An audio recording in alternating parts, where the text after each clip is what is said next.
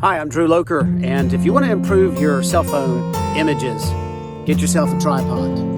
Now, I'm going to be posting a review on YouTube soon going over how to buy a tripod, a specific tripod that I'm going to recommend, as well as how to dramatically improve your photography by simply getting your hands off your cell phone. So one of the best things you can do to improve your photography is to use a tripod.